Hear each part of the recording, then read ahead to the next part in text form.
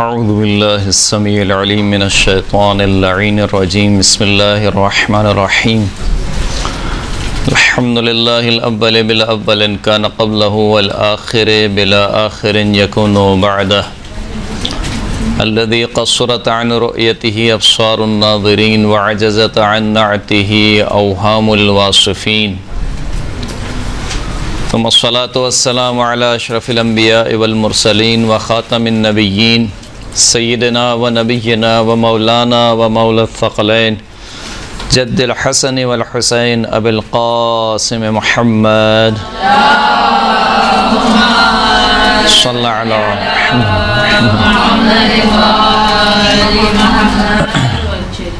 وعلى آله الطيبين الطاهرين المعصومين الذين أذهب الله عنهم الرجس وطهرهم تطهيرا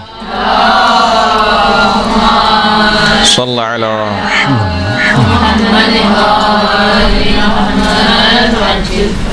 واللعنة الدائمة على أعدائهم أجمعين أما بعد وقد قال الله سبحانه وتعالى في كتابه المجيد بسم الله الرحمن الرحيم ومن يعظم شعائر الله فإنها من تقوى القلوب صلاة پڑھیں محمد و آل محمد صلی علی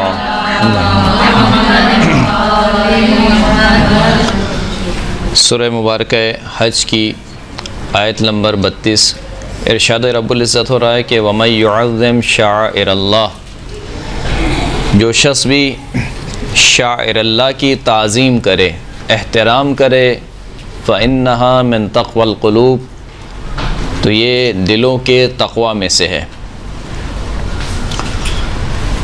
کچھ ہی دن پہلے جو دن گزرا ہے انہدام جنت البقیع کے حوالے سے اس کو یاد کیا جاتا ہے۔ 8 شوال سن 1344 ہجری، یہ وہ تاریخ کا سیاہ ترین دن ہے کہ جس دن دین کے نام پر اور اسلام کے نام پر ان قبور کو ڈھا دیا گیا جو کہ اہل بیت عصمت و طہارت کی قبریں تھیں۔ نہ صرف یہ کہ اہل بیت اطہار کی قبور کو، بلکہ کئی اصحاب کرام اور زوجات رسول اللہ صلی اللہ علیہ وآلہ وسلم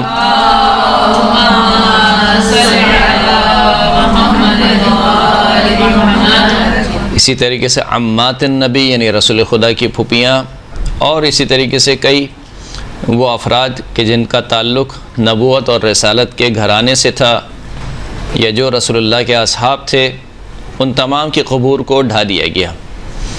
پہلا حملہ 1220 ہجری میں ہوا۔ سعود بن عبدالعزیز جب برسر اقتدار آیا تو اس نے 1220 ہجری میں حملہ کیا، پھر اس کے بعد 1234 ہجری میں دوبارہ سلطنت عثمانیہ نے ان قبور کو دوبارہ تعمیر کیا، لیکن سن 1344 ہجری 8 شوال سن 1344 ہجری میں جب وہابیت برسر اقتدار ہوئی تو انہوں نے مدینہ کے 5 مفتیوں سے یہ فتویٰ صادر کروایا کہ قبروں پر عمارت بنانا اجماع مسلمین ہے اس کے اوپر کہ یہ حرام ہے۔ مسلمین کا کیا ہے؟ اجماع ہے۔ اور کچھ احادیث پیش کی کہ ان احادیث سے یہ ثابت ہوتا ہے کہ قبور پر تعمیر کرنا، عمارت بنانا یہ بدعت ہے اور یہ نہیں ہونی چاہیے۔ خداوند کریم کہہ رہا ہے کہ شاعر اللہ کی تعظیم دلوں کے تقوی میں سے ہے، اور عجیب بات یہ ہے کہ جس چیز کو خداوند کریم نے، جس تعظیم کو دلوں کا تقوی قرار دیا، اسی تعظیم کو امت اسلامیہ نے بدعت اور شرک کے نام پر کیا کہا کہ یہ کفر ہے، یہ شرک ہے۔ تعظیم اور عبادت میں زمین آسمان کا فرق ہے۔ آپ سے کہا جائے کہ مثال کے طور پر آپ اپنے والد کی تعظیم کریں، تعظیم کا مطلب کیا ہے؟ مثلا والد کے آگے نہ چلیں۔ کہا گیا کہ جب تمہارے والد اور تم ایک ساتھ چل رہے ہو تو تم اپنے والد سے آگے آگے نہ چلو، والد سے پیچھے چلو۔ والد کا نام احترام سے لو، والدہ کا نام احترام سے لو۔ یہ کیا ہے؟ سب تعظیم کے زمرے میں آتا ہے۔ کوئی بھی یہ نہیں کہتا کہ اگر آپ نے اپنے والد کی تعظیم کی تو گویا ایسا ہے کہ آپ نے اس کی عبادت کی۔ عبادت ایک الگ چیز ہے اور تعظیم ایک الگ چیز ہے۔ تو اب قبروں کے سامنے جا کر کھڑا ہونا یا قبروں سے توسل کرنا مثال کے طور پر، یہ سب تعظیم کے زمرے میں آتا ہے۔ آپ صاحب قبر کو باعظمت شمار کرتے ہیں، لہٰذا اس کے وسیلے سے خداوند کریم کی بارگاہ میں دعا کرتے ہیں۔ آپ دعا اللہ سے مانگ رہے ہیں، صاحب قبر کو وسیلہ قرار دے رہے ہیں کہ خدایا یہ تیرے حبیب کی قبر ہے، یہ تیرے رسول کے نواسے کی قبر ہے، میں اس کے وسیلے سے تجھ سے دعا مانگتا ہوں۔ دعا اللہ سے مانگی جا رہی ہے، لیکن صاحب قبر کی عظمت کو دیکھتے ہوئے وسیلہ قرار دیا جاتا ہے۔ لیکن جو وہابی حضرات ہیں وہ کہتے ہیں کہ یہ جو عمل ہے بالکل مشابہ ہے مشرکین کے عمل کے۔ مشرکین کیا کرتے تھے؟ قرآن مجید میں قول موجود ہے، وہ کہتے تھے یہ جو بت ہیں، یہ بت ہمارے شفاعہ ہیں، شفیع ہیں، ہماری شفاعت کریں گے، لہٰذا وہ ان کی عبادت کرتے تھے، لفظ عبادت ہے، یا ان کو پکارتے تھے کہ دیکھو خداوند کریم نے پکارنے کو منع کیا ہے، پس غیر اللہ کو پکارنا کیا ہے؟ حرام ہے۔ جبکہ وہاں پکارنے سے مراد کیا تھی؟ وہ ان کی عبادت کیا کرتے تھے، بتوں کو پکارا کرتے تھے۔ پکارنے سے مراد فقط یہ نہیں کہ نام لے کر پکارتے تھے، بلکہ پکارنے سے مراد کیا ہے؟ عبادت کیا کرتے تھے۔ تو غیر اللہ کی عبادت اجماعاً مسلماً حرام ہے، بلکہ حرام کیا یعنی شرک کے زمرے میں ہے کہ اگر کوئی اللہ کے علاوہ کسی کی عبادت کرے۔ لیکن اللہ کے علاوہ کسی کو پکارنا، جبکہ وہ معبود سمجھ کے نہ پکارے کسی کو، بلکہ اللہ کا اور مخلوق کے درمیان وسیلہ سمجھتے ہوئے اس ہستی کو پکارے، تو یہ کہیں سے بھی عبادت نہیں ہے۔ بہرحال تو خداوند کریم فرماتا ہے کہ وَمَن يُعَظِّمْ شَعَائِرَ اللہ، جو بھی شاعر اللہ کی تعظیم کرے۔ شاعر اللہ سے کیا مراد ہے؟ شاعر جمع ہے شعیرہ کی۔ شعیرہ کے معنی ہوتے ہیں علامت کے، نشانی کے۔ لہذا کہا گیا کہ جو شخص بھی اللہ کی نشانیوں کی تعظیم کرے تو یہ کیا ہے؟ دلوں کے تقوی میں سے ہے۔ تو اللہ کی نشانیاں تو بہت ساری ہیں، پوری کائنات اللہ کی نشانی ہے نہیں ہے؟ یعنی پوری کائنات آسمان و زمین میں جو کچھ بھی ہے وہ کیا ہے؟ سب کے سب اللہ کی نشانی ہے۔ ان فی خلق السماوات والارض واختلاف اللیل والنہار والفلک التی تجری فی البحر بما ينفع الناس وما انزل اللہ من السماء من ماء فاحیا به الارض بعد موتها وبث فيها من كل دابة وتصريف الرياح والسحاب المسخر بين الارض والسماء لآیات لقوم یعقلون۔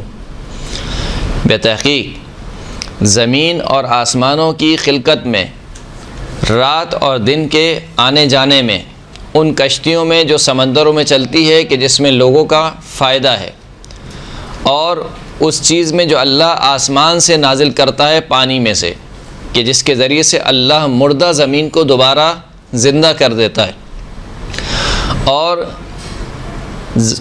روئے زمین پر جتنے بھی خداوند کریم نے دابہ یعنی چوپائے پھیلائے ہیں، ان سب میں، ہواؤں کے چلنے میں، اور اس بادل میں جو زمین اور آسمان کے درمیان مسخر ہے، ان تمام چیزوں میں کیا ہے؟ لآیاتن، تمام چیزوں میں نشانیاں ہیں۔ کس کی نشانی ہے؟ کس کے لیے نشانی ہے؟ لقوم یعقلون، ایسی قوم کے لیے جو کہ عقل سے کام لیتی ہیں، تفکر کرتی ہیں۔ تو کائنات میں جو چیز بھی ہے وہ اللہ کی نشانی ہے، ہر چیز اللہ کی نشانی ہے۔ تو کیا ہر نشانی کی تعظیم تقوی الہی میں سے؟ خداوند کریم نے جانداروں کو خلق کیا ہے، انہی جانداروں میں سے کچھ جانوروں کو نجس العین قرار دیا ہے، مثلا کتا ہے، مثلا سور ہے۔ تو نعوذ باللہ کیا کتے کی تعظیم شاعر اللہ میں سے ہے، یعنی تقوی قلوب میں سے ہے، دلوں کے تقوی میں سے ہے؟ یہ ریت کے ذرات، یہ زمین جس کو رونتے ہوئے آپ ابھی آ رہے ہیں، پیروں تلے رون دیتے ہیں، آئے یہ تعظیم ہے؟ اگر اس کی تعظیم ہوتی تو پھر کوئی بھی پیدل نہ چلتا بلکہ سر کے بل چلتا۔ تو تعظیم کرنی ہے، تعظیم کا تو مطلب یہی ہے۔ تو اس کا مطلب ہے کہ ہر آیت، ہر نشانی شاعر اللہ نہیں ہے۔ کائنات میں جو کچھ بھی ہے وہ آیت اللہ تو ہے، مگر شاعر اللہ نہیں ہے۔ آیت اللہ اور شاعر اللہ میں کیا ہے؟ فرق ہے۔ تو پھر شاعر اللہ سے کیا مراد ہے؟ ان الصفا والمروۃ من شعائر اللہ، بے تحقیق صفا اور مروہ اللہ کی نشانیوں میں سے ہے۔ تو صفا اور مروہ کیا ہے؟ کیا کوئی سونے کے پہاڑ ہیں یا چاندی کے پہاڑ ہیں؟ وہی پتھر کے پہاڑ ہیں۔ اور صفا اور مروہ جیسی نہ جانے کتنی پہاڑیاں ہیں مکہ میں اور پوری کائنات میں، بلکہ اس سے بھی کہیں زیادہ بلند و بالا، پتہ نہیں کون سی سب سے اونچی پہاڑی کون سی، K2 ہے کون سی ہے، بہرحال خوب جو بھی ہے بہرحال۔ تو اتنی ساری پہاڑیاں ہیں، وہ شاعر اللہ نہیں ہیں۔ تو صفا اور مروہ میں ایسا کیا ہے؟ یعنی وہ ساری پہاڑیاں آیت اللہ ہیں، لیکن صفا و مروہ شاعر اللہ ہیں۔ تو ان دونوں میں کیا رکھا ہے؟ هو الذی مد الارض وجعل فیہا رواسی وانہارا، خداوند کریم وہ ہے، اب خدا اپنی نشانی بیان کر رہا ہے، خداوند کریم وہ ہے کہ جس نے تمہارے لیے زمین کا بچھونا بچھایا، زمین کا فرش بچھایا، وجعل فیہا رواسی، اور اس زمین پر تمہارے لیے پہاڑوں کی میخیں گاڑ دی۔ میخ سمجھتی ہیں؟ کیل کو بولتے ہیں، یعنی محکم اور مضبوط پہاڑ اس زمین میں بنائے تمہارے لیے، وہ انہارا، اور نہروں کو جاری کیا۔ اسی طریقے سے خداوند کریم نے ارشاد فرمایا کہ والبدن جعلناها لکم من شعائر اللہ، بدن بولتے ہیں اس قربانی کو جو حاجی اپنے ساتھ لے کر چلتا ہے۔ انشاءاللہ خداوند کریم آپ سب کو حج کی زیارت نصیب کرے۔ حج میں جو حج کی ایک قسم ہے حج قران، حج قران میں جو احرام باندھا جاتا ہے، وہ حاجی جو اپنے ساتھ قربانی لے کر چلتا ہے، وہ قربانی کا ساتھ لینا ایک احرام کا حصہ ہے۔ تو وہ جو قربانی ہوتی ہے، اس قربانی کے گلے میں چپلوں کا ہار پہنایا جاتا ہے، یا جو ہے وہ اونٹ جو ہوتا ہے، اونٹ کا جو کوہان ہوتا ہے، اس کو شک کیا جاتا ہے، چیرا لگایا جاتا ہے اس کو۔ یہ کیوں کیا جاتا ہے؟ یہ اس وجہ سے کیا جاتا ہے کہ اگر خدا نخواستہ دوران سفر وہ جانور بھاگ جائے، کہیں چلے جائے، تو جس کے پاس بھی یہ جانور جائے، چپلوں کا ہار دیکھ کے سمجھ جائے کہ یہ کون سی قربانی ہے، یہ قربانی کا جانور ہے، حاجی کی قربانی کا جانور ہے، یا اونٹ کا کوہان شک ہوا ہوا دیکھ کر وہ سمجھ جائے کہ یہ منی میں قربان ہوگا، لہٰذا اب اس کی خرید و فروخت بھی حرام ہے اور اس کا گوشت بھی حرام ہے، نہ اس کو پکڑ کے وہ کاٹ سکتا ہے، نہ اس کو پکڑ کے بیچ سکتا ہے۔ اس قربانی کو خداوند کریم کہہ رہا ہے کہ والبدن جعلناها لکم من شعائر اللہ، یہ جو قربانی کا جانور ہے، اس کو ہم نے تمہارے لیے شعائر اللہ میں سے قرار دیا۔ تو اس قربانی کے جانور میں ایسی کیا خاص بات ہے؟ بہرحال یہ قربانی کا جانور تو جنت سے نہیں آیا ہوا، چلیں آپ حضرت اسماعیل کے لیے کہہ سکتے ہیں کہ ان کی قربانی کا جانور جنت سے آیا تھا، آپ کہہ سکتے ہیں کہ وہ جنت کا ہے، یہ دنیا کا ہے، لیکن اس جیسے نہ جانے کتنے اونٹ ہوں گے دنیا میں، اور اس جیسے نہ جانے کتنے دمبے اور بکرے ہوں گے دنیا میں۔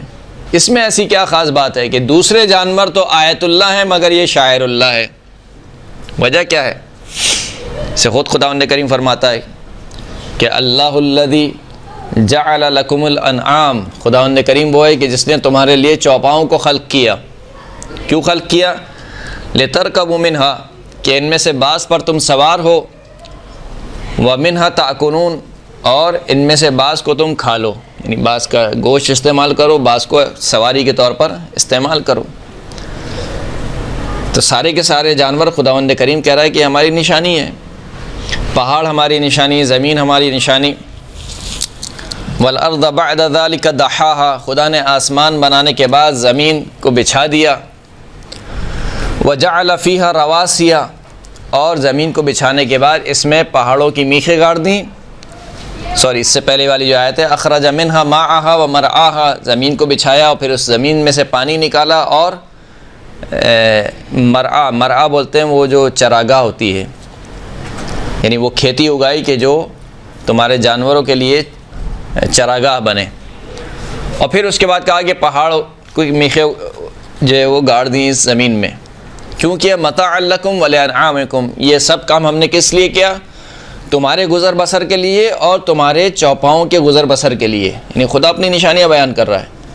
تو سوال ہمارا پھر وہی ہو گیا کہ جب سب چیز ہی اللہ کی نشانی ہے تو پھر ان صفا اور مروہ میں کیا رکھا ہے؟ یہ کون سے سونے کے پہاڑ ہیں، چاندی کے پہاڑ ہیں؟ اس جانور کی قربانی میں کون سے سرخاب کے پر لگے ہوئے ہیں کہ وہ شاعر اللہ ہے مگر دیگر جو چیزیں ہیں وہ شاعر اللہ نہیں ہیں؟ تو اس کا مطلب یہ ہے کہ شاعر اللہ میں تھوڑا سا فرق ہے، وہ آیت اللہ ہیں، یہ شاعر اللہ ہے۔ شاعر اللہ سے مراد کیا ہے کہ جب جناب ہاجرہ نے حضرت اسماعیل کی پیاس کے لیے صفا اور مروہ کے درمیان چکر لگائے تو یہ چکر لگانا خدا کو اتنا پسند آ گیا کہ ان دو پہاڑیوں کو اسلام کی نشانی قرار دے دیا، لہذا ان کو شاعر اللہ قرار دیا۔ کہا کہ ہر پہاڑی کے درمیان ہاجرہ نے چکر نہیں لگائے، ہاجرہ نے چکر لگانے کے لیے جن پہاڑی کو چنا وہ کون سی پہاڑی تھی؟ صفا اور مروہ۔ اسی طریقے سے وہ قربانی کا جانور جو حضرت اسماعیل کی جگہ پر آیا، پھر اس کے بعد جتنے جانور قربان ہوئے اس جگہ پر خداوند کریم نے ان جانوروں کو شاعر اللہ قرار دیا، یعنی اسلام کی نشانی قرار دیا۔ اللہ کے وجود کی نشانیاں الگ ہیں، لیکن اسلام کی نشانیاں کون سی ہیں؟ یہ نشانیاں ہیں ان الصفا والمروہ، جن سے اسلام پہچانا جاتا ہے۔ تو صفا اور مروہ شاعر اللہ، اسلام کی نشانیاں ہیں۔ بدن قربانی اسلام کی نشانی ہے۔ فَإِذَا أَفَضْتُم مِّنْ عَرَفَاتٍ فَاذْكُرُوا اللَّهَ عِندَ الْمَشْعَرِ الْحَرَامِ، دیکھو جب تم عرفات سے نکلو تو بس اللہ کو یاد کرو، کہاں پر؟ مشعر الحرام میں۔ مشعر وہی شاعر سے نکلا ہے، اس زمین پر جس کو خدا نے مشعر قرار دیا ہے۔ یہ مشعر کیا ہے؟ عرفات میں جب حاجی رکتے ہیں 9 ذی الحج کو، زوال کے بعد حاجیوں کو نکلنا ہوتا ہے۔ زوال کے بعد جب وہ وہاں سے نکلتے ہیں تو مینا اور عرفات کے درمیان ایک سرزمین ہے جس کا نام مشعر ہے۔ اس مشعر میں حاجیوں کو رات گزارنا ضروری ہے، مغرب سے لے کر اور طلوع آفتاب تک وہیں پر رہنا ضروری ہے، صرف وہاں پر گزارنا ضروری ہے اس رات کو۔ تو وہ سرزمین کیا سرزمین ہے؟ وہاں پہ کوئی سونا ہے، چاندی ہے، کیا ہے؟ اس کو خدا کہہ رہا ہے کہ مشعر الحرام۔ دیگر سرزمین کو مشعر الحرام نہیں کہا، اس سرزمین کو کہا کیوں؟ کیونکہ یہ اب اسلام کی نشانیاں بنتی جا رہی ہیں۔ جتنے مناسک حج ہیں یہ تمام کے تمام مناسک حج اسلام کی نشانیاں بنتے جا رہے ہیں۔ بس سمجھ میں یہ آیا کہ جو چیز بھی اسلام کی نشانی بنے اس کو شاعر اللہ کہا جاتا ہے، اسلام کی نشانی۔ تو اب عجیب بات یہ ہے کہ وہ پہاڑیاں کہ جن پہاڑی کے درمیان جناب ہاجرہ نے چکر لگائے وہ تو شاعر اللہ میں سے ہوں، لیکن خود جناب ہاجرہ شاعر اللہ میں سے نہ ہو۔ وہ پہاڑی کہ جس کے درمیان جناب ہاجرہ نے حضرت اسماعیل کی پیاس کی خاطر چکر لگائے، وہ پہاڑیاں شاعر اللہ میں سے ہوں، لیکن خود حضرت اسماعیل شاعر اللہ میں سے نہ ہو۔ وہ قربانی کا جانور جو حضرت اسماعیل کے لیے آیا وہ تو شاعر اللہ میں سے ہو، خود حضرت اسماعیل شاعر اللہ میں سے نہ ہو۔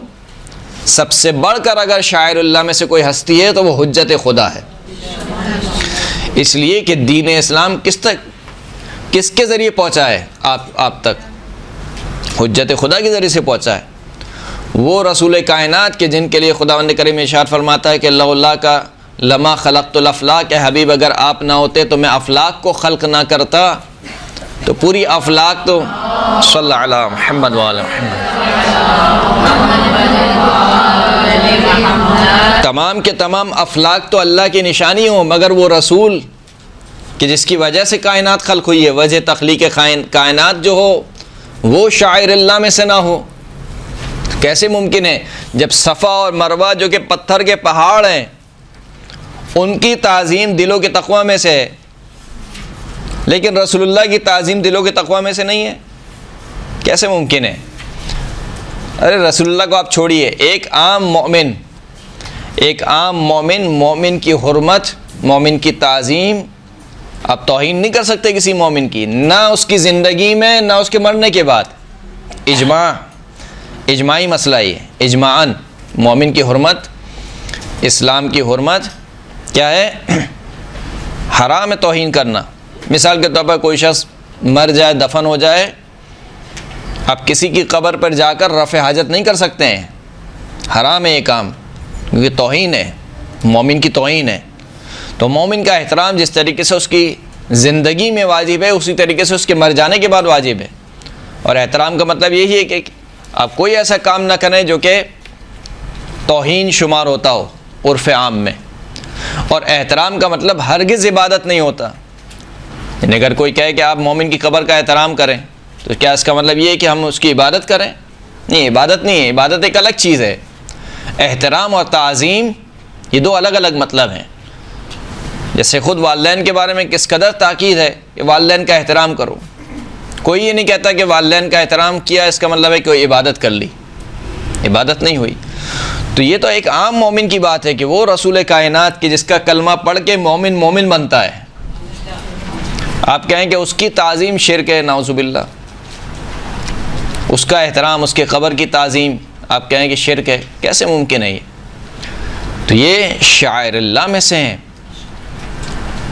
خود رسول گرامی اور ان کے اہل بیت اطہار بالخصوص یہ شاعر اللہ میں سے ہیں. شاعر اللہ کا مطلب کیا ہے؟ یعنی دین ان کے ذریعے سے پہچانا جاتا ہے، دین کی نشانی میں سے. اب کہتے ہیں کہ اجماعی مسئلہ ہے. بھائی اجماع کیسے ہو گیا؟ اگر اجماعی مسئلہ یہ ہوتا تو سن 1220 تک یہ تمام کی تمام قبور تعمیر تھیں، ان پر عمارتیں بنی ہوئی تھیں. خود رسول خدا کی قبر مبارک کہاں پر ہے؟ حجرے میں. حجرے کا مطلب کیا ہے؟ یعنی گھر میں، گھر کے اندر ہے. اگر یہ کام حرام ہوتا تو وہ حدیث جو آپ کو معلوم ہے کہ آپ کے ذام میں وہ حدیث زوجہ رسول کو نہیں پتہ تھی تو کیوں دفن ہونے دیا پھر گھر میں؟ اور اگر دفن ہو گئے تھے تو پھر اس گھر کو مسمار کر دینا چاہیے تھا. لیکن نہ صحابہ نے یہ کام کیا، نہ تابعین نے یہ کام کیا. یعنی خود صحابہ کی آنکھوں کے سامنے یہ کام ہوا، دفن ہوئے اور پھر دفن رہے. یعنی وہ گھر اسی طریقے سے رہا، یہاں تک کہ وہ دیوار جو حجرے کے درمیان تھی اس دیوار کو عمر بن عبدالعزیز نے مزید بلند کروا دیا. تو اگر قبر کی تعمیر، قبر پر بنانا، عمارت بنانا حرام ہوتا تو یہ صحابہ اور تابعین کے سامنے یہ کام ہو رہا ہے، تو کیوں کر انہوں نے منع نہیں کیا؟ تو کیسے کہا جا سکتا ہے کہ اجماع مسلمین ہے اس کے اوپر؟ کوئی اجماع نہیں ہے اس کے اوپر. اب آپ کہیں کہ نہیں، گھر میں قبر تھی، پہلے گھر بنا تھا پھر قبر ہوئی، لیکن اگر قبر بنا کر اس کے اوپر گھر بنایا جائے تو یہ حرام ہے مثال کے طور پر. حالانکہ ایسا نہیں ہے. فتویٰ جو ہے وہ ابن تیمیہ کا فتویٰ موجود ہے. حدوثاً و ابقاءً. حدوث کا مطلب کیا ہوتا ہے؟ یعنی تعمیر کرنا. ایک قبر بنی ہو اور اس کے اوپر تعمیر کیا جائے، چار دیواری بنایا جائے اس کے اوپر، یہ بھی حرام ہے. و ابقاءً. اور اگر کوئی ایسی قبر بنی ہو کہ جس کے اوپر پہلے سے تعمیر بنی ہو، یہ ابقاءً اس قبر کو باقی رکھنا اس طریقے سے، یہ بھی حرام ہے ابن تیمیہ کے نزدیک. پھر خلیفہ ثانی کے دور میں جو فلسطین آزاد ہوا، جس فلسطین پر فتح ہوا، وہاں پر موجود ہے کہ انبیاء کی سرزمین ہے، انبیاء کی قبرہائے مبارک وہاں پر موجود ہیں. حضرت ابراہیم، حضرت اسماعیل وغیرہ کی قبریں وہاں پر موجود. اور وہاں پر لکھا جاتا ہے کہ اس وقت جو یہ قبریں موجود تھیں ایک کمرے کے اندر تھیں، یعنی کمرہ نما ایک عمارت بندی ہوئی تھی، اس کے اندر یہ قبریں تھیں، لیکن وہ کمرہ بند تھا، یعنی کوئی جا نہیں سکتا تھا اندر. تو اگر یہ کام حرام ہے اور بدعت ہے اور شرک ہے تو خلیفہ ثانی کو نہیں پتہ تھا؟ جو پورا فلسطین فتح کر سکتے ہیں وہ چار دیواری نہیں گرا سکتے ہیں. لیکن ان قبروں کو اسی حال میں چھوڑ دیا گیا. تو بس یہ کہنا کہ جو حدیث آج آپ کو پتہ چل رہی ہے وہ صحابہ کرام کو نہیں پتہ تھی، وہ خلیفہ ثانی کو نہیں پتہ تھی، وہ زوجہ رسول کو نہیں پتہ تھی، وہ تابعین کو نہیں پتہ تھی. تو اس کا مطلب ہے کہ حدیث سے جو معنی آپ لے رہے ہیں اپنے مطلب کا، وہ معنی درست نہیں ہے. کیونکہ اگر وہی معنی ہوتا تو تمام اصحاب کرام، تابعین کرام اشکال کرتے کہ یہ اس طریقے سے قبر بنانا صحیح نہیں ہے، یا اگر قبر بن چکی تھی تو پھر اس کے اوپر سے عمارت کو ڈھایا جاتا کہ یہ درست نہیں ہے، اور اسی حدیث کو پیش کرتے جس حدیث کو آپ پیش کر رہے ہیں. تو بس یہ جو آپ لے کر آ رہے ہیں کہ اجماع مسلمین ہے، یہ کوئی اجماع مسلمین نہیں ہے. پھر اس کے بعد خداوند کریم ارشاد فرماتا ہے کہ اللہ نور السماوات والارض. اللہ زمین اور آسمانوں کا نور ہے. یہ نور کہاں پر ہے؟ فی بیوت اذن اللہ ان ترفع. اللہ کا یہ نور ایسے گھروں میں ہے کہ جس کے متعلق اللہ نے یہ اذن دے رکھا ہے کہ ان ترفع، ان گھروں کو بلند کیا جائے۔ رفع کرنے کے معنی کیا ہے؟ بلند کرنا، جیسے کہ حضرت ابراہیم کے بارے میں بھی ملتا ہے وَإِذْ يَرْفَعُ إِبْرَاهِيمَ الْقَوَاعِدَ مِنَ الْبَيْتِ، کہ جب حضرت ابراہیم اور حضرت اسماعیل نے خانہ کعبہ کے ستونوں کو بلند کیا۔ بلند کرنے سے مراد کیا؟ نہیں، تعمیر کیا ان کو۔ اب آپ کہیں کہ نہیں یہاں پہ تو رفع معنوی ہے، یعنی معنوی اعتبار سے خدا نے ان گھروں کو بلند کیا فقط نہیں۔ اگر معنوی ہے تو معنوی کا تقاضا یہ ہے کہ اس کو ظاہر کیا جائے۔ ایسا نہیں ہو سکتا کہ فقط معنوی اعتبار سے تو بلند ہو لیکن ظاہری اعتبار سے اس کو ایسی ویران چھوڑ دیا جائے۔ تو اگر ظاہری اعتبار سے ویران چھوڑنا تھا تو خانہ کعبہ وہ تو تعمیر ہی نہیں تھا، ختم ہو چکا تھا، طوفان نوح میں ختم ہو چکا تھا۔ پھر کیوں خداوند کریم نے حکم دیا حضرت ابراہیم کو کہ اس گھر کو تعمیر کیا جائے؟ اگرچہ کہ وہاں پر کوئی قبر نہیں ہے ابھی، اس وقت کوئی قبر نہیں تھی، لیکن آج کے دور میں خداوند کریم آپ کو زیارت نصیب کرے۔ جو حتیم ہے، جو سی ٹائپ بنا ہوا ہے چبوترا، جو انسان کی قامت سے بھی بلند ہے، وہ کیا ہے؟ حجر اسماعیل جس کو کہتے ہیں۔ حجر اسماعیل وہ گھر تھا حضرت اسماعیل کا، اور اس کے نیچے جو متفق علیہ بات ہے وہ یہ کہ حضرت حاجرہ اور حضرت اسماعیل وہیں پر دفن ہیں۔ تو کیوں رسول خدا نے حکم نہیں دیا کہ بھائی اس کو ڈھا دو؟ اس کو ڈھا دینا چاہیے پھر، کیونکہ ایک تو مسجد الحرام بھی ہے، خود مسجد ہے، اور مسجدوں میں بھی سب سے افضل مسجد ہے۔ دوسرا وہاں پر عبادت بھی ہو رہی ہے، بلکہ جو حتیم کے سامنے پڑھ رہا ہے، حجر اسماعیل کے سامنے پڑھ رہا ہے، وہ تو اس کا رخ ہی قبر کی جانب ہے۔ تو عبادت بھی ہو رہی ہے، قبر بھی مسجد میں دفن ہے، اور قبر تعمیر بھی ہے۔ تینوں کام جو وہابی کہتے ہیں وہ تینوں کام موجود ہیں وہاں پر۔ وہابی کہتے ہیں کہ نہ قبروں پر آپ جو ہے وہ کو تعمیر کر سکتے ہیں، نہ قبروں کے جوار میں مسجد بنا سکتے ہیں، نہ قبروں کے سامنے آپ کو عبادت انجام دے سکتے ہیں۔ یہ تینوں کام ہوتے ہیں، ہو رہے ہیں، ہوتے رہیں گے انشاءاللہ۔ یہ تینوں کام وہاں پر ہو رہے ہیں۔ قبر بھی تعمیر ہے الحمدللہ، اس کی طرف رخ کر کے نماز بھی ہو رہی ہے، اور مسجد بھی ہے، مسجد الحرام بھی ہے۔ تینوں کام ہو رہے ہیں، لیکن نہ رسول خدا نے، نہ کسی صحابی نے، نہ خود مولا کائنات نے، کہ جن کی حدیث کو وہابی حضرات پیش کرتے ہیں، خود مولا کائنات نے حکم نہیں دیا کہ ان قبروں کو ڈھا دیا جائے، زمین بوس کر دیا جائے۔ تو اس کا مطلب ہے کہ دال میں کیا ہے؟ کچھ کالا نہیں، پوری دال ہی کالی ہے۔ خداوند کریم کہہ رہا ہے کہ فی بیوت اذن اللہ، ایسے گھروں میں ہیں کہ جن کے متعلق اللہ نے یہ اذن دے رکھا ہے ان ترفع، ان کو بلند کیا جائے، گھروں کو ڈھایا نہیں جائے، گھروں کو کیا کیا جائے؟ بلند کیا جائے۔ کیوں؟ وَيُذْكَرَ فِيهِ، اس میں ذکر کیا جائے خداوند کریم کے خداوند کریم کا ذکر کیا جائے۔ صبح و شام اس گھر میں ایسے مرد اللہ کا ذکر کرتے ہیں، یسبح فیہا بالغدو والآصال رجال لا تلہیہم تجارت ولا بیع عن ذکر اللہ۔ یہ ایسے گھر ہیں کہ جن میں ایسے مرد اللہ کا ذکر کرتے ہیں صبح و شام کہ جن کو نہ تو تجارت اور نہ ہی خرید و فروخت اللہ کے ذکر سے غافل نہیں کرتی ہے۔ یعنی ایسے مرد اس گھر میں پائے جاتے ہیں جو اس طریقے سے اللہ کا ذکر کرتے ہیں کہ خرید و فروخت اور تجارت ان کو اللہ کے ذکر سے غافل نہیں کرتی ہے۔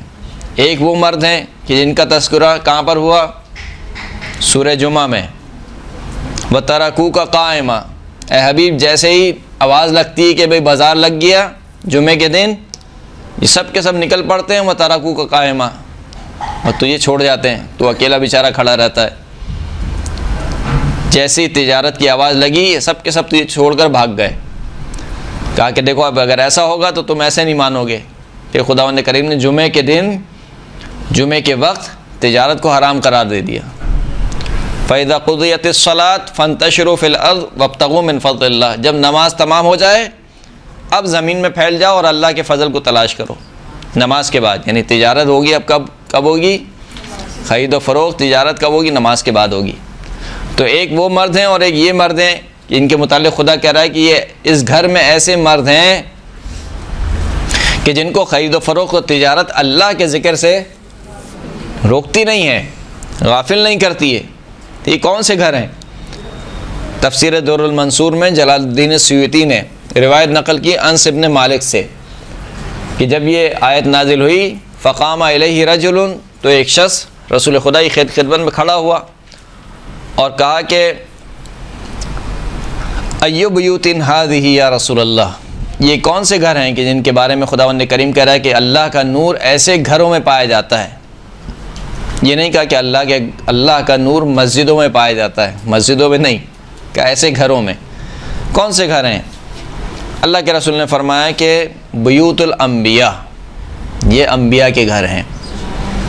اتنا سننا تھا کہ روایت کہتی ہے فقام الیہ ابو بکر، خلیفہ اول کھڑے ہوئے اور اشارہ کیا بی بی فاطمہ الزہرا سلام اللہ علیہا کے گھر کی طرف،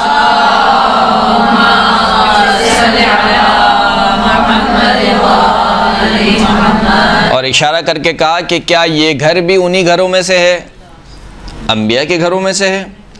اللہ کے رسول نے کہا نعم من افاضلہا، انبیاء کے گھروں میں سے، نہ صرف انبیاء کے گھروں میں سے بلکہ انبیاء کے گھروں میں جو سب سے افضل ترین گھر ہے وہ فاطمہ الزہرا سلام اللہ علیہا کا گھر ہے۔ صلی اللہ علیہ محمد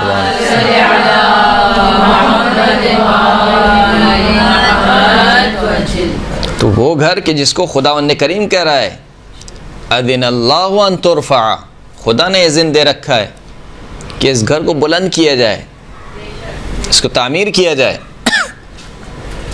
یہ گھر کون سا گھر ہے؟ عام گھر نہیں ہے۔ سد الابواب الا باب علی، حدیث متفق علیہ،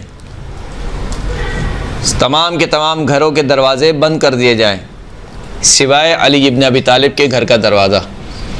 یہ مسجد بنائی تھی تو اس وقت قبلے کی تبدیلی نہیں ہوئی تھی، یعنی اس وقت جو قبلہ ہے بالکل اس کے اپوزٹ قبلہ تھا اور اس طرف رخ کر کے لوگ نماز پڑھتے تھے، اس وقت قبلے کی تبدیلی نہیں ہوئی تھی۔ تو لوگوں نے اپنے گھر ایسے بنائے ہوئے تھے کہ ان کے گھر کا دروازہ مسجد کے صحن میں کھلتا تھا۔ اشتیاق بھی تھا، اس وقت مسلمان تھے تو کہا کہ ہم زیادہ دیر نہ ہوں، فوراً سے ہم وضو کریں اور نماز کے لیے اپنے گھر سے ہی مسجد میں داخل ہو جائیں۔ اس وقت وحی نازل ہوئی، وحی سے مراد رسول خدا کو حکم ہوا کہ سد الابواب، سارے کے سارے دروازے بند کر دو، الا باب علی، سوائے علی ابن ابی طالب کے دروازے کے، علی کا دروازہ بند نہیں ہوگا۔ تو یہ کیا محض فقط اتفاق ہے؟ کیا ہے یہ؟ یعنی لوگ احادیث نقل کرتے ہیں لیکن اب ان سے پوچھیں کہ بھائی اس میں کیا ہے، کوئی فضیلت ہے؟ کہ نہیں، کوئی فضیلت نہیں ہے، بس ایسی بھائی ایسی اگر ہے تو سارے بند ہو گئے تو یہ بھی بند ہو جاتا، کیوں سارے بند رکھے اور علی کا کھلا رکھا؟ وجہ کیا ہے؟ اور ایسا نہیں کہ اعتراض نہیں ہوا، اعتراض بھی ہوا کہ یا رسول اللہ آپ نے ہمارے دروازے بند کروا دیے اور علی کا دروازہ کھلا رکھا۔ تو جواب بھی اللہ کے رسول نے دیا کہ نہ میں نے تمہارے دروازے بند کرائے، نہ میں نے علی کا دروازہ کھلا رکھا، اللہ نے تمہارے دروازے بند کرائے، اللہ نے علی کا دروازہ کھلا رکھا۔ اسی طریقے سے جب اعتراض ہوا کہ یا رسول اللہ ہم نے آپ سے فاطمہ کا ہاتھ مانگا، آپ نے منع کر دیا، علی نے آپ سے فاطمہ کا ہاتھ مانگا، آپ نے دے دیا، تو سیم یہی جواب دیا، نہ میں نے تمہیں منع کیا، نہ میں نے علی کو ہاں کہی، اللہ نے تمہیں منع کیا، اللہ نے علی کو ہاں کہی۔ صلی اللہ علیہ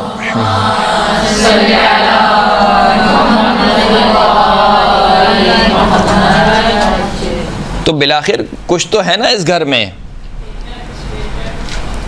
کیا آپ کہیں کہ نہیں کوئی فضیلت نہیں تھی؟ اگر کوئی فضیلت نہیں تھی تو کیوں سارے کے سارے دروازے بند رکھے؟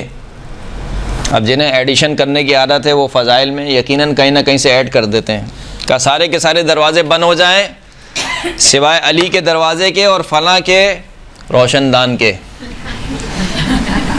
فلاں کا روشن دان کھلا رہے اور علی کا دروازہ کھلا رہے۔ وہ جس فلاں کا نام لیتے ہیں وہ فلاں اس دور میں وہاں پہ رہتے ہی نہیں تھے، ان کا گھر وہاں سے دور تھا کہ فلاں کے روشن دان کھلا رہے، وہ فلاں کا وہاں پر گھر ہی نہیں تھا۔ جس طریقے سے وہ جو حدیث ہے اس کے ساتھ ایڈیشن کرتے ہیں، انا منیت العلم وعلی بابہا، میں علم کا شہر ہوں اور علی اس کا کیا ہے؟ دروازہ۔ فلاں چھت ہے، فلاں دیوار ہے، صحیح ہے، فلاں پر نالا ہے، نہ جانے اور کیا کیا ایڈیشن کرتے ہیں۔ جن کا کشکول فضائل و کمالات سے خالی ہے وہ ہمیشہ اپنے آپ کو چپکانے کی کوشش کرتے ہیں اہل بیت کے ساتھ کہ کسی طریقے سے کچھ مل جائے یہاں سے، اور جتنا وہ چپکنے کی کوشش کرتے ہیں اتنا ہی خداوند کریم کہتا ہے کہ نہیں، انما کی باڑ کھینچ دیتا ہے۔ انما یرید اللہ لیذھب عنکم الرجس اہل البیت ویطہرکم تطہیرا۔ صلی علی محمد وعلی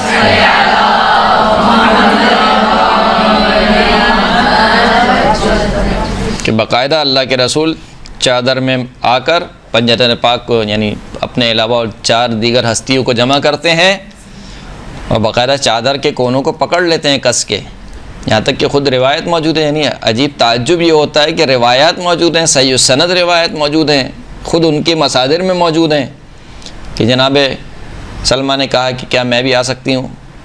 کہا کہ انتی علی الخیر، تم خیر پہ تو ہو پر اہل بیت میں سے نہیں ہو۔ تو یہ خود یہ رسول خدا کا طریقہ کار بتا رہا ہے کہ یہ حکم مخصوص ہے ان افراد کے ساتھ۔ تو بہرحال تو یہ جو بی بی فاطمہ زہرا سلام اللہ علیہ کا گھر ہے، یا اللہم صلی علی محمد، اس گھر کے متعلق خدا نے کہا کہ اس میں اللہ کا نور پایا جاتا ہے اور اس گھر کو بلند کیا جائے۔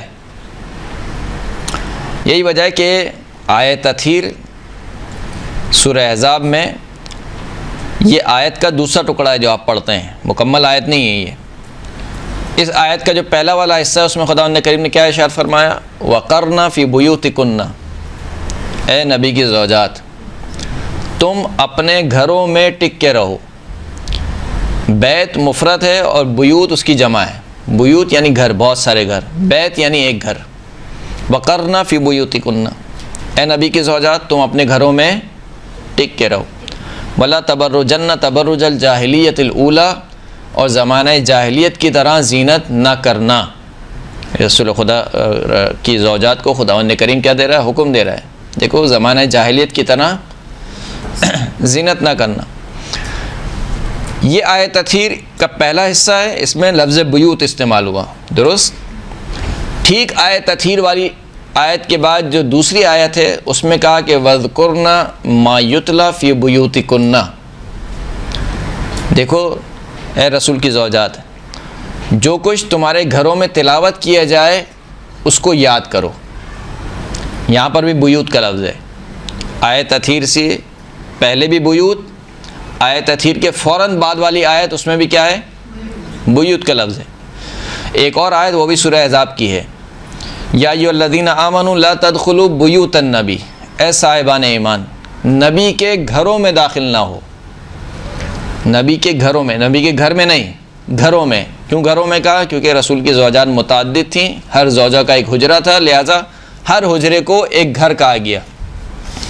تو کہا کہ اے صاحبان ایمان نبی کے گھروں میں بغیر اجازت کے داخل نہیں ہونا۔ تو کوئی تو داخل ہوا ہوگا نا بغیر اجازت کے، جب یہ آیت آئی ہے یا ایھا الذین آمنوا لا تدخلوا بیوت النبی الا ان یؤذن لکم، مگر یہ کہ تمہیں اذن دے دیا جائے، اجازت دے دی جائے۔ تو یہاں پر بھی بیوت کا لفظ، 3 آیتیں میں نے آپ کی خدمت میں پڑھی، تینوں آیت میں کیا ہے؟ بیوت، نبی کے گھر یا زوجات کے گھر۔ وَقَرْنَ فِي بُيُوتِكُنَّ وَاذْكُرْنَ مَا يُتْلَى فِي بُيُوتِكُنَّ، ان تینوں آیات میں بیوت کا لفظ ہے۔ لیکن آیت تطہیر میں کیا کہا؟ انما یرید اللہ لیذھب عنکم الرجس اہل البیت، یہاں پر اہل البیت ہے، اہل البیوت نہیں ہے۔ تو اس کا مطلب ہے کہ وہ تمام کے تمام جو گھر تھے وہ بیوت النبی تو تھے لیکن بیت النبوہ نہیں تھا۔ بیت النبوہ والرسالہ جو گھر تھا وہ ایک ہی گھر تھا، وہ گھر فاطمہ الزہرا سلام اللہ علیہا کا گھر تھا۔ صلی اللہ علیہ لہٰذا اس گھر کو کہا گیا کہ یہ کیا ہے گھر، کون سا گھر ہے؟ اہل بیت نبوت و طہارت کا گھر ہے، نبوت کا گھر ہے، وہ نبی کے گھر ہیں، یہ نبوت کا گھر ہے۔ نحن اہل بیت النبوہ، ہم نبوت کے اہل بیت ہیں۔ ومعدن الرسالہ، رسالت کی کان ہم ہیں۔ ومختلف الملائکہ، ملائکہ کے آنے جانے کی جگہ ہم ہیں۔ جبرائیل جس گھر میں آتے تھے وہ گھر حجرہ فاطمہ الزہرا سلام اللہ علیہا کا۔ اب بھی اگر خداوند کریم آپ کو انشاءاللہ توفیق دے، مدینے میں جب آپ جاتے ہیں، اگرچہ کہ اس حجرے میں اب داخل نہیں ہو سکتے ہیں، جو ستون جبرائیل ہے وہ بی بی فاطمہ زہرا کے گھر میں ہے۔ ستون جبرائیل اس کو کیوں کہتے ہیں؟ کہ وہاں پر جناب جبرائیل آتے تھے وہی لے کر، اس وجہ سے اس کو ستون جبرائیل کہتے ہیں۔ تو وہ ستون جبرائیل کیوں فاطمہ کے گھر میں ہے، کسی اور کے گھر میں کیوں نہیں ہے؟ اسی وجہ سے اس گھر کو اہل بیت نبوت اور رسالت کا گھر کہا جاتا ہے۔ پھر اس کے بعد سورہ کہف میں جب وہ لوگ پہنچے اس غار کے پاس کہ جہاں پر اصحاب کہف سو رہے تھے، تو کہا کہ اب اس غار کا کیا کیا جائے؟ تو ان کی قوم دو حصوں میں بٹ گئی، ایک کچھ ان میں سے مومنین تھے، کچھ اس میں سے کافر تھے۔ جو کافر تھے وہ کیا کہنے لگے؟ ابنوا علیہ بنیانا، اس کے اوپر عمارت بنا دی جائے، ان کی قبروں پہ کیا کر دیا جائے؟ عمارت بنا دی جائے۔ اور جو لوگ مومنین تھے، قال الذین غلبوا علی امرہم لنتخذن علیہم مسجدا، جو مومنین تھے وہ کہنے لگے کہ ہم ضرور بضرور ان کی قبروں پہ کیا بنائیں گے؟ مسجد بنائیں گے۔ اور خدا نے نہ کافروں کی مذمت کی یہاں پر، نہ مومنین کی مذمت کی۔ یعنی ایسا نہیں کہ یہ اس آیت کے بعد خدا نے کہا ہو کہ جو کافروں نے کہا وہ بھی غلط تھا، جو مومنین نے کہا وہ بھی غلط تھا۔ قبروں پہ نہ عمارت بن سکتی ہے نہ مسجد بن سکتی ہے۔ لیکن خداوند کریم نے نہ کافروں کی مذمت کی اور نہ ہی مومنین کی مذمت کی، یہ دونوں رائے تھیں۔ اب جو ہمارے بھولے والے مسلمان ہیں وہ کہیں گے کہ نہیں، یہ شاید ان کی شریعت میں جائز ہوگا، رسول اللہ کی شریعت میں جائز نہیں ہے۔ تو شرک کا جو معاملہ ہے وہ کسی شریعت سے مختص نہیں ہے۔ ان الدین عند اللہ الاسلام، دین اللہ کے نزدیک کیا ہے؟ فقط و فقط اسلام ہے۔ اور دین اسلام کا جو بنیادی ترین عقیدہ ہے وہ کیا ہے؟ عقیدہ توحید ہے۔ تو آپ یہ نہیں کہہ سکتے کہ شریعت موسیٰ میں تو کوئی مشرکانہ کام جائز تھا لیکن شریعت محمدی میں یہ مشرکانہ کام جائز نہیں ہے۔ شرک شرک ہے، وہ ہر شریعت میں حرام ہے، نہ صرف حرام ہے بلکہ کفر کا سبب بھی ہے۔ تو لہٰذا یہ نہ کہیں کہ ان کی شریعت میں جائز تھا، ان کی شریعت میں جائز نہیں ہے۔ اب آ جائیے اس حدیث پر، جو حدیث پیش کی جاتی ہے ابو الحجاج سے۔ ابو الحجاج یہ کہتا ہے کہ مجھ سے مولا کائنات امیر المؤمنین علی ابن ابی طالب علیہ الصلوۃ والسلام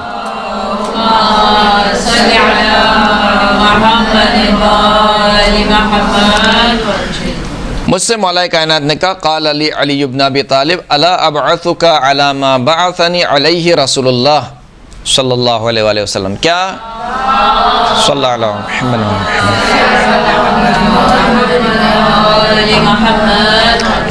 کیا میں تجھے ایسے کام کے لیے نہ بھیجوں کہ جس کام کے لیے مجھے رسول اللہ نے بھیجا تھا؟ کہا وہ کیا کام ہے؟ اللہ تدع تمثالا الا طمستہ، کہ کسی بت کو نہ دیکھنا مگر یہ کہ اس کو توڑ دینا، جس بت کو بھی پاؤ اس بت کو توڑ دینا، گرا دینا، منہدم کر دینا اس کو۔ ولا قبرا مشرفا الا سویتہ، اور کسی قبر کو نہ پاؤ جو کہ مشرف حالت میں ہو، مشرف یعنی بلندی پر ہو اور جس کا سایہ پڑ رہا ہو، اس کو کہتے ہیں مشرف۔ الا سویتہ، مگر یہ کہ اس کو برابر کر دینا۔ مشرف خاص طور پر اس حالت کو کہا جاتا ہے، یعنی اونٹ کے کوہان کو آپ نے دیکھا ہے کیسا ہوتا ہے؟ اونٹ کا کوہان، اس کو کہا جاتا ہے یہ اشرافی حالت ہے، مشرفی حالت ہے۔ تو اس حدیث میں کیا کہا گیا کہ ولا قبرا مشرفا، کسی ایسی قبر کو نہ دیکھنا کہ جو اس طریقے سے بنائی گئی ہو جس کا اونٹ کے کوہان کی طرح ہو، جیسے کہ آپ یہ وہاں بھی لوگ اسی طریقے سے بناتے ہیں قبریں اپنی، جنت البقیع میں بھی آپ نے دیکھا ہے قبریں کیسی بنی ہیں، اونٹ کے کوہان کی طرح بنی ہوئی ہیں. کہ کسی ایسی قبر کو نہ دیکھنا الا سویتہ. تو مشرف کے معنی پہلے سمجھنے کی ضرورت ہے، پھر تسویہ کے معنی سمجھنے کی ضرورت ہے. اور پھر اس سے پہلے جو جملہ ہے وہ کیا ہے؟ اللہ تدع تمثالا، کسی بت کو نہ چھوڑنا الا طمستہ، مگر یہ کہ اس کو منہدم کر دینا. اس کا مطلب ہے کہ یہ کہاں کی بات ہو رہی ہے؟ یہ بات ہو رہی ہے یہودیوں کی اور مشرکین کی اور بت پرستوں کی بات ہو رہی ہے.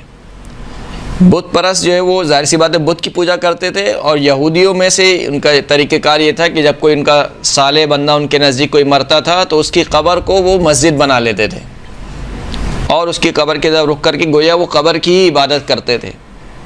تو لہٰذا کہا کہ اس کو کیا کر دو؟ منہدم کر دو. تو پہلی بات تو یہ کہ اس حدیث کی جو سند ہے وہ سند ضعیف ہے، اگرچہ کہ روایت صحیح مسلم کی ہے، لیکن اس حدیث کی جو سند ہے اس میں 4 افراد ہیں.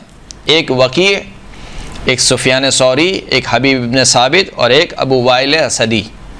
4 افراد. یہ 4 افراد ضعیف ہیں. اور دوسرا، اگر یہ درست بھی ہو حدیث تو اس حدیث کا معنی یہ نہیں ہے کہ آپ کہتے ہیں کہ قبروں کو منہدم کر دینا، اس لیے کہ یہاں پر یہ نہیں کہا کہ ولا قبرا مشرفا الا ہدمتہ، کسی مشرف قبر کو نہ پانا مگر یہ کہ اس کو منہدم کر دینا. منہدم کے معنی نہیں ہے. الا سویتہ. تسویہ کے معنی کیا ہیں؟ تسویہ کے معنی ہے برابر کر دینا. یعنی ایک چیز اگر ٹیڑھی ہو، یہ مائک اگر ٹیڑھا ہے اس کو میں سیدھا کر دوں تو کہا یہ تسویہ ہو گیا. الذی خلق فسوی سبح اسم ربک الاعلی. تسبیح کرو اپنے رب اعلیٰ کی، الذی خلق فسوی، کہ جس نے خلق کیا اور خلق کرنے کے بعد پھر برابر کر دیا. برابر کر دینے سے کیا مراد ہے؟ یعنی تمہیں ٹھیک ٹھیک خلق کیا. ایسا نہیں ہے تمہاری آنکھیں پہ لگا دی، تمہاری ناک تمہارے سر کے پیچھے لگا دی، تمہارے کان ایک اوپر اور ایک نیچے کر دیے، کیا نہیں؟ خلق فسوی، خلق کیا پھر برابر، جو اس جہاں پر ہونا چاہیے اس کو وہیں پر رکھا. ہاتھ جہاں پر ہونے چاہیے تھے وہاں پر رکھے، پیر جہاں پر ہونے چاہیے تھے. اسی طریقے سے جتنے بھی اعضاء ہیں یہ تمام کے تمام اعضاء ایسے خلق کیے کہ جیسے خلق ہونے چاہیے تھے. یعنی تسویہ کیا، برابر کیا. یعنی اگر آپ اس کو میں تشبیہ دینا چاہوں کہ تو کس طریقے سے مٹی کے برتن بنائے جاتے ہیں، آپ نے دیکھا ہے چکی پہ مٹی کے برتن بنائے جاتے ہیں. پہلے مٹی اس کے اوپر رکھی جاتی ہے، پھر اس کے بعد ہاتھوں سے اس کو کیا کیا جاتا ہے؟ سنوارا جاتا ہے. اس کام کو کہتے ہیں تسویہ کرنا. یعنی اس کو برابر کر دیا، ٹھیک کر دیا. تسویہ کے معنی ہرگز یہ نہیں ہے کہ بالکل زمین بوس کر دیا، زمین سے بالکل ملا دیا، ایسا نہیں ہے. تو تسویۃ القبر اجماع مسلمین ہے کہ قبر کو تسویہ کرنا مستحب ہے. تسویہ سے مراد کیا ہے؟ یعنی مسطح بنانا. قبر بنانا، قبر بنانے کے بعد اس کو اونٹ کے کوہان کی طرح نہ چھوڑنا، بلکہ اس کی سطح کو پلین کرنا، مسطح کرنا، اس کو کہتے ہیں تسویہ. اور قبر کو اونچا کرنا یہ بھی اجماع مسلمین میں سے کہ قبر کو بنانے کے بعد ایک بالش تک اونچا رکھنا زمین سے، یہ بالاجماع مسلمین مستحب ہے. تمام فرقوں میں یہ مستحب ہے. قبر بنانے کے بعد ایک بالش اس کو بلند کرنا اور قبر کو برابر کرنا یہ بھی تقریباً تمام مسلمانوں کے نزدیک مستحب ہے، لیکن سوائے کچھ 1-2 فرقے کے جو اس کو مستحب شمار نہیں کرتے ہیں. ورنہ یہ تسویۃ القبر. مزے کی بات یہ ہے کہ یہ حدیث جس باب میں لکھی گئی ہے اس کا جو ٹائٹل ہے باب و تسویۃ القبر، اس کا ٹائٹل بھی کیا ہے؟ قبر کو برابر کرنے کا باب. قبر کو مٹانے کا نہیں ہے. اب یہ نہیں کہ قبر کو مٹا دو، یہ نہیں کہا کہ نہ یہ ہوتا کہ باب و حدم القبور، قبور کو منہدم کرنے کا باب، یہ بھی نہیں ہے. باب ہے تسویۃ القبر، قبر کو برابر کرنا. قبر کو برابر کرنا ایک الگ معنی ہے، اور قبر کو مٹا دینا، منہدم کر دینا، توڑ دینا، یہ زمین آسمان کا فرق ہے دونوں معنوں میں. تو اس باب میں اس روایت کو نقل کیا گیا ہے. خود باب سے پتہ چل رہا ہے کہ یہاں پر اس حدیث کے معنی یہ نہیں ہے کہ آپ جو ہے وہ قبور کو ڈھا دیں، ان پر عمارتوں کو ڈھا دیں، یہ معنی نہیں ہے. عمارت سے اصلاً تعلق نہیں ہے قبر یہ اس حدیث کا. یہ حدیث ناظر ہی نہیں ہے اس طرف کہ اگر قبر پر کوئی عمارت بنی ہو تو اس کا کیا حکم ہے. یہ تو خود قبر کی بات ہو رہی ہے کہ قبر کو کیا کرنا ہے؟ تسویہ کرنا ہے، قبر کو برابر کرنا ہے۔ اور مشرف کے معنی بھی ہم نے آپ کو بتا دی کہ مشرف کے معنی کیا ہیں کہ کوہان کی شکل کی نہ ہو، یہ معنی ہے اس کے۔ لیکن وہابی حضرات کیا معنی لیتے ہیں اس کے کہ اگر کسی قبر پر بلند و بالا کوئی قبر بنی ہو تو اس کو ڈھا دیا جائے۔ ابھی آپ جا کے دیکھیے خود ماشاءاللہ رسول خدا کی قبر مبارک شاید ایک آدمی 2 آدمی کے قد کے برابر ہو، ایک آدمی کی قبر سے تو یقیناً اونچی ہے، تو اس کو کیوں نہیں ڈھایا گیا ابھی تک؟ نعوذ باللہ۔ اور کب سے بنی ہوئی ہے؟ یعنی صدر اسلام سے لے کر آج تک، یعنی سارے مسلمان آ رہے ہیں، سارے مسلمان زیارت بھی کر رہے ہیں، اصحاب کرام کے سامنے وہ قبر موجود ہے، انہوں نے کیوں نہیں ڈھایا اس قبر کو؟ اگر تسویۃ القبر کے معنی یہی ہیں تو سب سے پہلے جو قبر ڈھال دینی چاہیے تھی وہ کون سی تھی؟ رسول خدا کی قبر تھی، کیونکہ رسول خدا کی قبر سے ہی کیا ہونا چاہا، یعنی رسول خدا کی قبر ڈھائی جاتی تاکہ مسلمانوں کو بتایا جاتا کہ بھئی دیکھو جب رسول خدا کی قبر کو نہیں چھوڑا تو مسلمان کی قبر کی کیا ویلیو ہے، لیکن وہ قبر موجود ہے اپنی جگہ پر۔ پھر وہ حجر اسماعیل آپ کے سامنے موجود ہے، جیسا تھا وہ ویسے ہی موجود ہے، اس کی قامت بھی ایک آدمی کے قد سے اونچی ہے، اس کو کیوں نہیں ڈھایا؟ اس کو ختم کر دیتے۔ لیکن یہ تمام چیزیں، یہ واقعات بتاتے ہیں کہ اس حدیث کا قبر کو ڈھانے سے کوئی تعلق نہیں ہے۔ یہ حدیث فقط کس لیے آئی ہے؟ فقط اس لیے آئی ہے کہ قبر کو تسویہ کر دیا جائے۔ علاوہ بر ان کے اس میں 4 افراد جیسے کہ وقی کے بارے میں خود امام احمد ابن حنبل کا قول نقل کرتے ہیں، جو وہ حافظ عسقلانی امام احمد ابن حنبل کہتے ہیں کہ انہو اخطأ فی 500 حدیث، وقی نے 500 حدیثوں میں غلطی کا شکار ہوا ہے۔ یعنی ایسا شخص جس نے 500 احادیث میں کیا کی ہو؟ مسٹیک کی ہو، غلطی کی ہو۔ اخطاء کا مطلب یہ ہے، جبکہ روایت کو لینے میں کیا ہونا چاہیے؟ راوی ضابط ہونا چاہیے، اس کا حافظہ مضبوط ہونا چاہیے، ہیر پھیر نہ کرے، نہ لفظوں میں نہ اس کی سند وغیرہ میں۔ جبکہ خود وقی کے بارے میں خود امام احمد ابن حنبل کہتے ہیں کہ اس نے 500 حدیثوں میں کیا کیا ہے؟ غلطی کا شکار ہوا ہے۔ محمد بن نصر کہتے ہیں کہ کان وقی یحدث بالمعنی ولم یکن من اہل اللسان، یہ حدیث بالمعنی کرتا تھا۔ حدیث بالمعنی کا مطلب کیا ہے؟ عین الفاظ کو بیان نہیں کرتا تھا، بلکہ اس الفاظ کے معنی کو، معنی کا مطلب کیا ہوتا ہے؟ معنی کا مطلب یہ کہ میرے الفاظ سے آپ نے جو سمجھا ہے وہ آپ بیان کر رہی ہیں۔ اگر کوئی آپ سے باہر جا کے پوچھے مولانا نے کیا کہا، تو آپ عین الفاظ کو نہ دہرائیں، بلکہ ان الفاظ کے معنی کو اپنے الفاظ میں دہرائیں۔ اس کو کہتے ہیں کہ حدیث بالمعنی۔ تو حدیث بالمعنی کا مطلب کہ معنی یہ ہوگا کہ جو آپ نے سمجھا ہے وہ بیان کر رہے ہیں، عین حدیث کے الفاظ آپ نے بیان نہیں کیے۔ اسی طریقے سے سفیان ثوری کے بارے میں ابن مبارک کہتا ہے کہ حدث سفیان بحدیث فزعته وهو يدلس فلما رآني استحیا، سفیان ایک حدیث بیان کر رہا تھا تو میں اس کے پاس گیا جبکہ وہ تدلیس کر رہا تھا۔ تدلیس کا مطلب کیا ہوتا ہے؟ یعنی حدیث کی سند میں چھیڑ چھاڑ کرنا، اس کو بولتے ہیں تدلیس۔ حدیث کی سند میں چھیڑ چھاڑ کرنا، حدیث کو کم کر، یعنی سند کے کسی سلسلے کو منقطع کر دینا ہے، جو بھی عبارت۔ لیکن جب اس نے مجھے دیکھا تو ایک دم سے کیا گیا؟ شرما گیا۔ بھائی کوئی تو غلط کام کر رہا تھا نا وہ، کہ جب ابن مبارک کو دیکھ کر جو وہ شرما گیا۔ تو بہرحال یہ بھی ضعیف کے زمرے میں آتا ہے، ضعف کے زمرے میں آتا ہے۔ جہد سفیان الثوری ان یدلس علی رجلا ضعیفا فما امکنہ، یحییٰ قطان کہتا ہے کہ سفیان ثوری نے بہت کوشش کی کہ وہ مجھ پر کسی ضعیف شخص کو تدلیس کرے، یعنی مجھ سے روایتیں لیں اور اس کی سند میں ایک ضعیف شخص کو شامل کرے اور کہے کہ میں نے اس ضعیف شخص سے کیا کی ہے؟ روایت کی ہے۔ فما امکنہ، لیکن یہ کام اس سے نہیں ہو پایا۔ تو یہ مدلس شخص ہے۔ خود جو تیسرا شخص ہے حبیب بن ثابت، کانا مدلسن، یہ بھی کیا ہے؟ مدلس ہے۔ اور ابو وائل اسدی جو کہ بغض علی ابن ابی طالب میں مشہور ہے، یعنی مشہور ہے کہ یہ علی ابن ابی طالب سے بغض رکھتا تھا۔ وہ علی ابن ابی طالب کے جس کے لیے رسول خدا نے فرمایا کہ یا علی لا یحبک الا مؤمن، ولا یبغضک الا منافق، اے علی تجھ سے محبت نہیں رکھے گا مگر مومن، اور تجھ سے بغض نہیں رکھے گا مگر منافق۔ تو ایک منافق شخص کی روایت کیسے لے سکتے ہیں آپ؟ تو 4 بندے ہیں، ان 4 بندوں میں یہ اشکالات پائے جاتے ہیں۔ یہ ایک حدیث ہے۔ اس کے علاوہ جو دوسری کچھ احادیث ہیں، وقت نہیں ہے لیکن میں کچھ خلاصتاً آپ کی خدمت میں پیش کر رہا ہوں۔ جو دوسری حدیث ہیں وہ حدیث جابر بن عبداللہ انصاری سے ہیں۔ یہ تقریباً 11 احادیث ہیں جو جناب جابر بن عبداللہ انصاری سے ہیں اور مختلف اسناد کے ساتھ ہیں، لیکن ان میں 2 مسئلے ہیں۔ ایک تو اکثر کی سند ضعیف ہے، اور دوسرا اس کا متن میں بھی اضطراب ہے۔ صحیح ہے؟ متن میں کیا اضطراب ہے؟ اضطراب کے معنی کیا ہوتے ہیں کہ ایک مرتبہ کہا جا رہا ہے کہ مثال کے طور پر قبر پر نہ بیٹھو، ایک مرتبہ کہا جا رہا ہے کہ مثال کے طور پر قبر پر کچھ نہ لکھو۔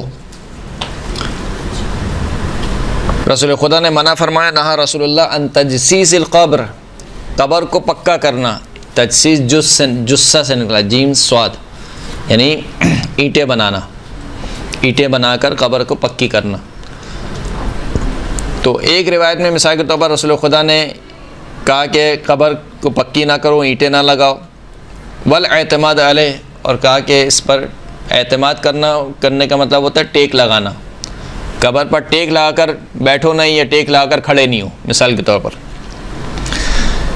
کچھ حدیث میں کہا کہ فقط جو ہے وہ قبر کو اینٹوں سے پکی نہ کرو۔ پھر کچھ حدیث میں کہا کہ قبر کو اینٹوں سے پکی نہ کرو اور اس پر کتابت نہ کرواؤ، یعنی کچھ لکھواؤ نہیں، اور اس کے اوپر کچھ بناؤ نہیں، اور قبر کے اوپر چلو نہیں۔ پھر ایک حدیث میں کہا کہ رسول خدا نے فرمایا کہ قبر پر لکھو نہیں کچھ، پھر کہا کہ قبر پر بیٹھو نہیں، اور اسی طریقے سے قبر کو تعمیر نہیں کرو۔ یعنی یہ جابر ابن عبداللہ انصاری کی جتنی بھی روایات ہیں، ان روایات کے متن میں اضطراب پایا جاتا ہے کہ آیا رسول خدا نے فقط قبر کو پکا کرنے سے منع فرمایا ہے، یا پکا کرنے کے ساتھ قبر پر بیٹھنا بھی منع ہے، یا قبر پر بیٹھنے کے ساتھ قبر پر ٹیک لگانا بھی منع ہے، یا قبر پر ٹیک لگانے کے ساتھ قبر پر کتابت کرنا بھی منع ہے، یا قبر پر کتابت کرنے کے ساتھ قبر کو تعمیر کرنا بھی کیا ہے؟ منع ہے۔ تو خود اس حدیث کے متن میں کیا پایا جاتا ہے؟ اضطراب پایا جاتا ہے۔ اور جو روایت کی سند ہیں، ان سند میں بھی کچھ افراد ہیں جو کہ ضعیف شمار کیے جاتے ہیں،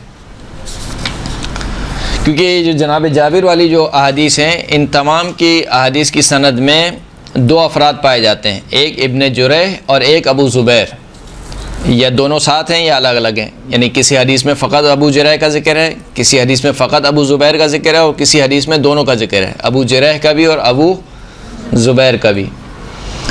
ابو جریح کے بارے میں ابن حجر عسقلانی